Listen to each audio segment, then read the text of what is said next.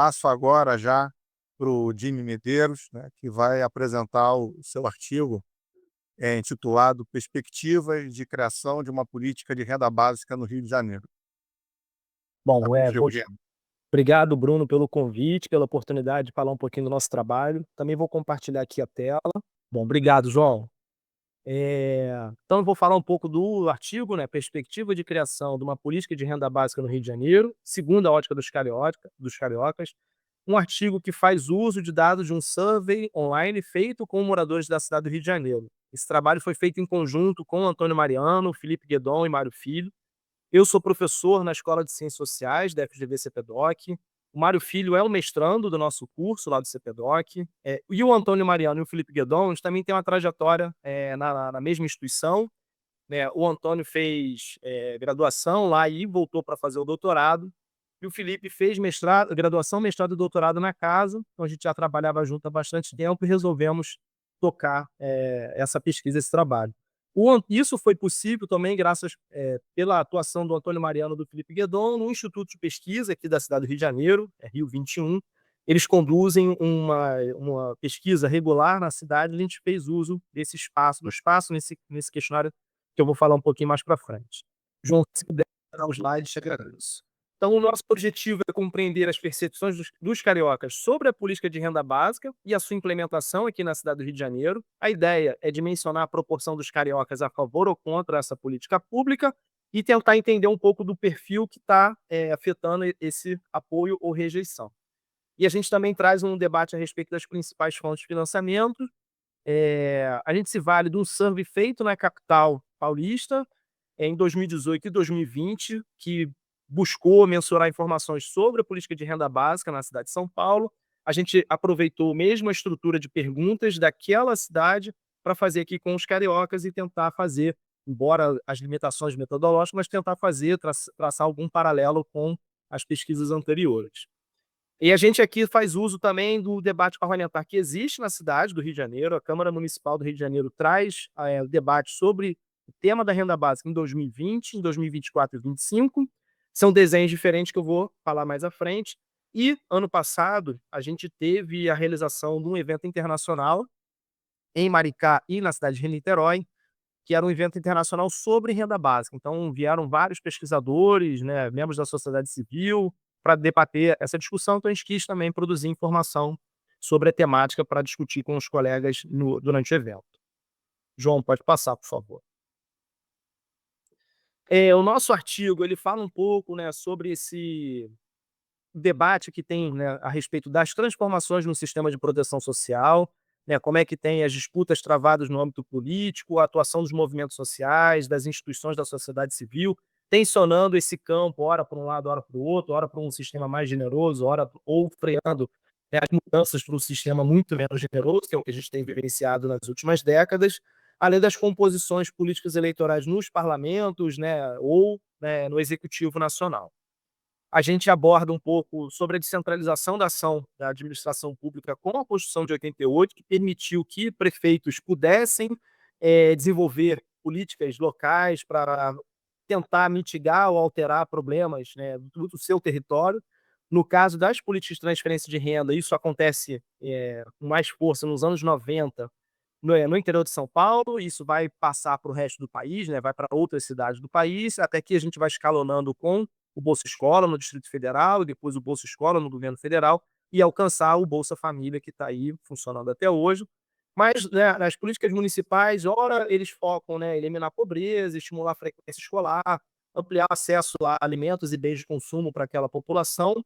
E aqui no Rio de Janeiro, esses argumentos têm sido utilizados por algumas prefeituras, mas também na ideia de estimular a demanda no comércio local, a geração de empregos, porque as políticas de transferência de renda municipais do Rio de Janeiro têm feito uso da moeda social local. Então, essa moeda tem que ser utilizada dentro do município, em estabelecimentos comerciais que estão cadastrados no banco comunitário. Então, tem um fator diferente do que a gente vivenciou na década de 90. E a gente aqui no artigo aciona algumas publicações acadêmicas que fizeram uso de surveys sobre Bolsa Família, sobre renda básica, mas basicamente o que a gente encontrou era sobre Bolsa Família. Então, João, por favor, passar. A nossa grande questão também que tem uma ausência de dados nacionais, regionais e, no nosso caso, local da cidade do Rio de Janeiro, sobre a percepção do carioca, do morador da cidade, em relação à política de renda básica, né, se existia um debate, na Câmara e no poder, né, executivo sobre a criação dessa política pública, a gente entendeu que faltava aí, incluir um agente importante, nesse tema. Só um pouco de contexto, em 2020, no âmbito da pandemia, a renda básica foi muito acionada no campo político para tentar mitigar os efeitos da pandemia, né, e do isolamento social. A Câmara Municipal no Rio de Janeiro aprovou uma política que era chamada de renda básica na cidade do Rio de Janeiro, o prefeito vetou essa política e a Câmara Municipal derrubou o veto do prefeito, que então estava governando a cidade, e depois ele não implementou a política. E aí tem uma mudança de gestão, né, no executivo municipal.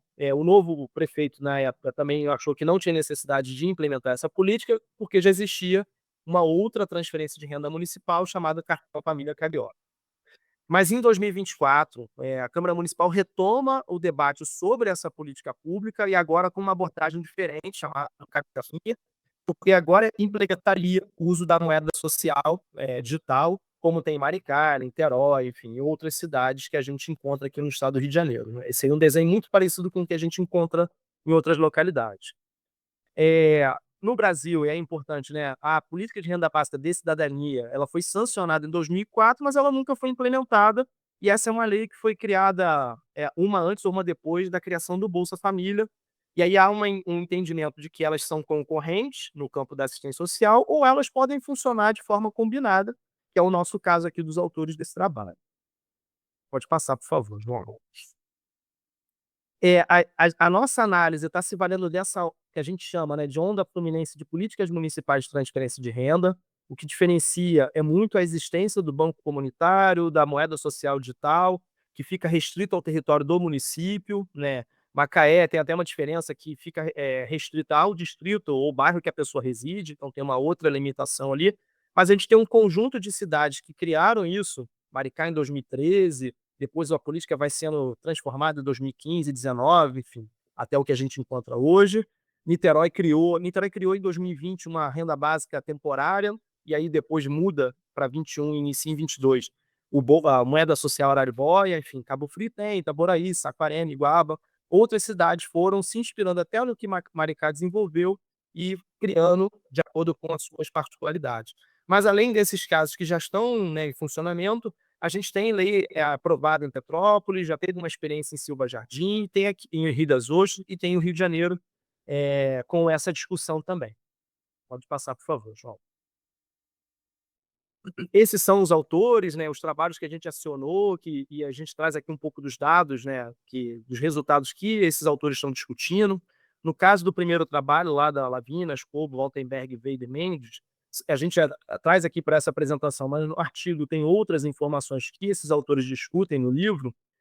Aqui a gente aciona os 2 resultados que estariam dialogando com a renda básica, não diretamente, porque não menciona a renda básica, mas o apoio é baixo, né, para essas 2 perspectivas de beneficiar toda a população. No caso dos outros trabalhos que estão ali embaixo, eles focam, na discussão do Bolsa Família, né, uma publicação de 2009, outra de 2019, e aí a concordância ou adesão ao que o Bolsa Família oferece ou proporcionou para a nossa população e para o nosso país, já é muito maior do que o trabalho de 2014, que fala, nesse caso, do aspecto da ser universal, né. Então tem, cuidados que a gente tem que entender. E aí vale olhar para a experiência dos casos das municipais aqui no Rio de Janeiro, nenhum é universal como é proposto a renda básica, e aí isso é uma discussão. Alguns acadêmicos entendem que nesse caso não seria uma renda básica, dado que viola uma condição essencial, né, da política de renda básica, ser universal, incondicional, individual, regular em dinheiro, né, então quando é focalizado não seria, mas outros autores vão entender que o uso mais flexível, fluido do termo renda básica não seria um problema, uma vez que está oferecendo aí melhores condições de vida, melhor bem-estar para a população. Mas enfim, vamos avançar para a gente olhar para os dados da pesquisa que a gente de fato, se empenhou aqui para esse artigo. Então, João, por favor. A pesquisa feita pela Rio 21, né, a nona edição do monitoramento que esse instituto realiza na cidade do Rio de Janeiro, ele é regular, temporalmente. a gente pediu a inclusão de 3 novas questões, né, para falar sobre a política de renda básica na capital fluminense. Então é um survey online conduzido por esse instituto entre os dias 11 e 13 de março. Ele tem 2.303 respostas. Essa amostra foi ponderada pelas características da população e aí usando dados do censo 2010, né, sexo, idade, faixa, idade em faixa, zona da cidade, cor ou raça dos entrevistados. Né, então o survey online é uma limitação, exclui pessoas que não fazem uso da internet, enfim, para chegar, para o questionário chegar até essa pessoa. Essa é uma limitação que a gente tem, mas é uma forma de viabilizar a coleta desses dados. Então, por favor, João. E aí primeiro resultado que a gente tem é percepção, né, de apoio ou aversão à criação da política de renda básica na cidade do Rio de Janeiro, dados de 2024, a gente já traz do mesmo gráfico os dados da pesquisa feita pela Rede Nossa São Paulo em 2018 e em 2020, lá na capital paulista. E aí é interessante a gente entender um pouco do contexto, né? Lá na cidade de São Paulo, né, o apoio, a adesão à criação dessa política em São Paulo era de 55% em 2018 e passa para 77% em 2020. Já tem um não só não só em São Paulo, mas no mundo todo. Aí quando a gente vai fazer a pesquisa aqui no Rio de Janeiro em 2024, se passou o tempo, já diminuiu, né, a adesão, né, ou a agenda pública dedicada a esse tema, mas mesmo assim a gente tem um resultado muito positivo, né, 47% dos cariocas são a favor, 29% se diz contra, e o que a gente tem aqui que chama atenção é que 24% não soube opinar sobre essa temática.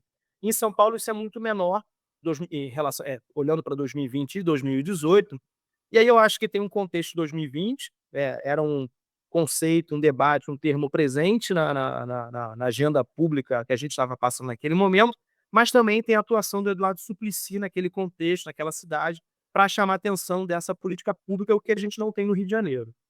Então, mesmo que no Rio de Janeiro a proporção de adesão a essa política seja menor que São Paulo, também a gente tem, dado que ele é maior, né, ou a favor do que o contrário. Então, por favor, João. E aí a nossa proposta aqui é tentar pegar o resultado do Rio de Janeiro e começar a comparar com as características dos entrevistados para a gente entender um pouco da dinâmica, o que que faz o perfil de quem é mais favorável e o perfil de quem é mais contrário. Uma primeira informação que a gente tem é a idade em faixa do nosso entrevistado.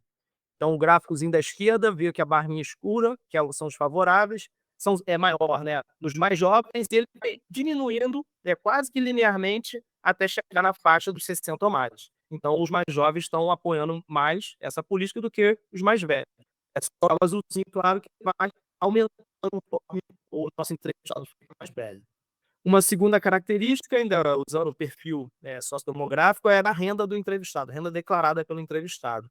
E aí tem um efeito do perfil, né, do grupo que está na menor faixa de renda tem a maior adesão, 63% são favoráveis a essa criação, talvez seria o público mais atingido por essa política, atingido na perspectiva positiva, né?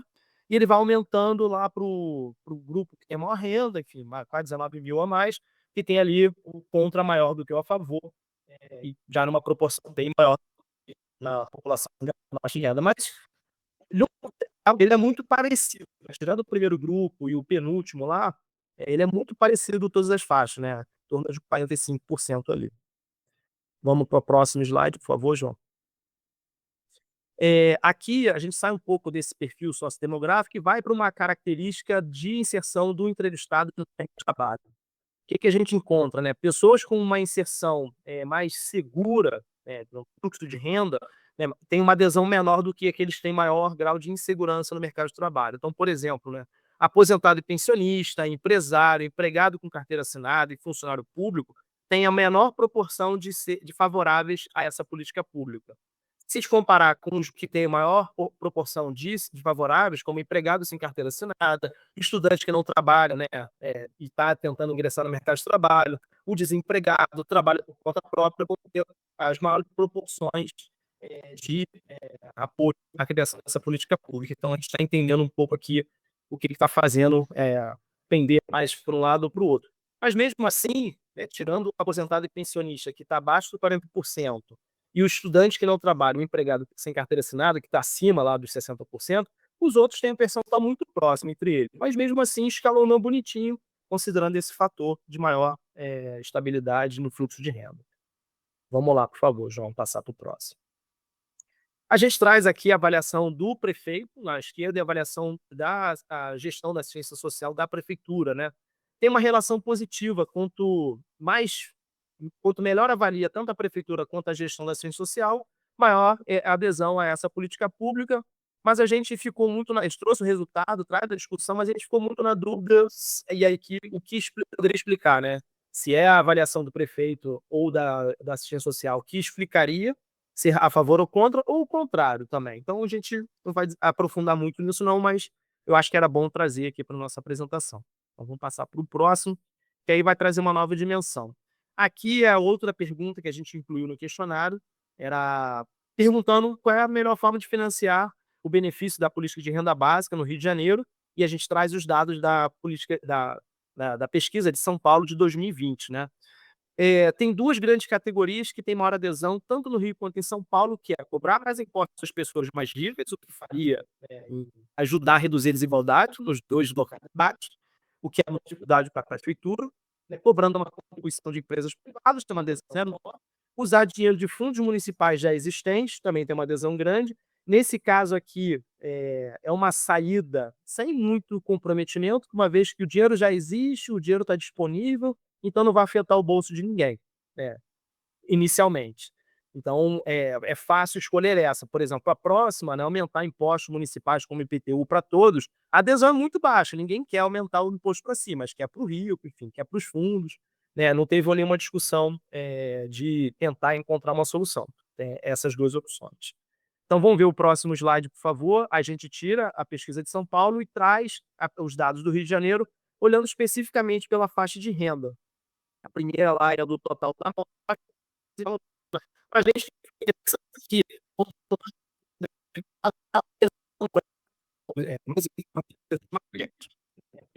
é muito positivo. E a ideia do fundo ficou o sentido contrário, né. Os mais pobres estão aderindo mais a essa ideia do fundo, ali 40%, ele vai diminuindo conforme aumenta a faixa etária, então tem esse outro resultado. Então, João, avançar para o último slide que a gente tem aí, fechando. A pesquisa identificou que o carioca ele é mais favorável do que contrário à criação de uma política de renda básica, assim como a Câmara Municipal fez em 2020, mas depois não atuou com tanta ênfase em 2024 ou 25, colocou o projeto na pauta, mas não abriu para discussão depois.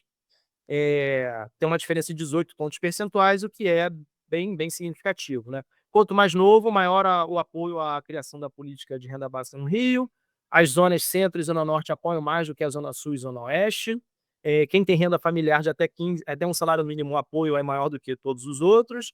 Uma inserção, né, no mercado de trabalho mais instável configurou maior apoio à renda básica, e esse financiamento ficou baseado em 2 mais impostos mais ricos, que a gente vê que é dado pela renda, e o uso de recursos em fundos municipais que inicialmente não afetaria o bolso de ninguém, então a gente encarou como uma saída pela positiva.